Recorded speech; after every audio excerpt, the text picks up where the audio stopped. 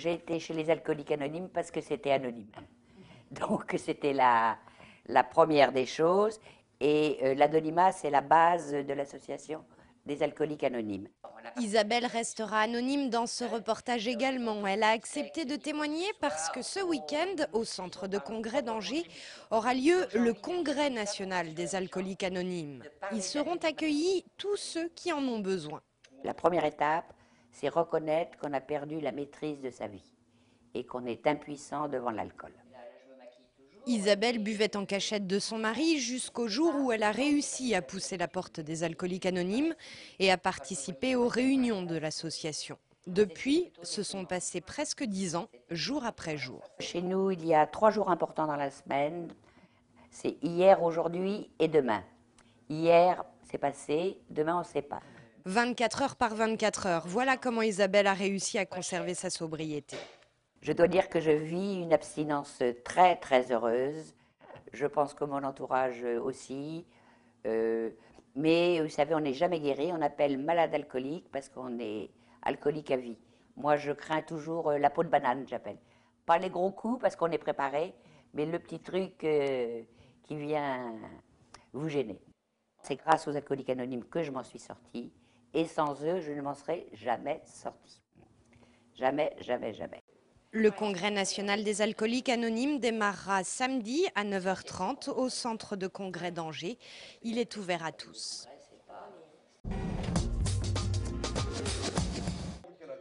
Ils devaient quitter les lieux dès ce soir.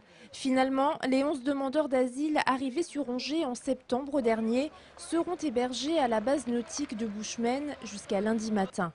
Un sursis accordé par le maire de la commune, Anne-Sophie Auquet de la Jartre, et avec le consentement du président de la base nautique.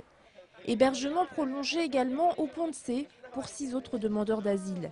Le maire, Joël Bigot, joint par téléphone, a déclaré, je cite, qu'il ne s'agissait pas d'un accident, mais des conséquences d'une politique de réduction de places d'accueil. Depuis juin 2008, il y aurait 70 places en moins dans le département. Les maires de Buchmen et des Ponts de C ont sollicité le préfet à travers une lettre commune envoyée aujourd'hui.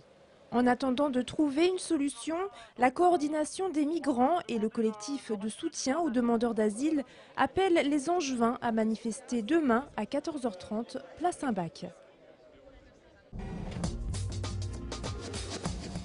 S'orienter plus vers l'angioplastie, parce que bon, il y a une partie saine sur la partie ostiale de l'IVA, donc on ne va pas remonter jusqu'à l'ostia. C'est une première en France. Les cardiologues du centre hospitalier de Laval pratiquent des angioplasties coronaires avec l'expertise de leurs confrères du CHU d'Angers.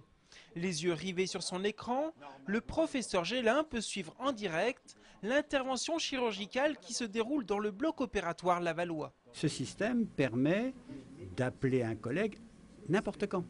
Il suffit d'un petit bouton à ouvrir derrière, un coup de téléphone à donner et j'ai 1 minute pour faire la connexion.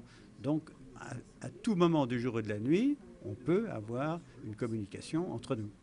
Avant que ce système n'existe, un patient mayennais atteint d'un infarctus du myocarde devait être transféré au CHU d'Angers. Désormais, l'artère encombrée du cœur peut être débouchée beaucoup plus rapidement par les cardiologues de Laval. On règle ce problème dans la journée, alors qu'autrement il fallait sur rendez-vous le transférer, etc.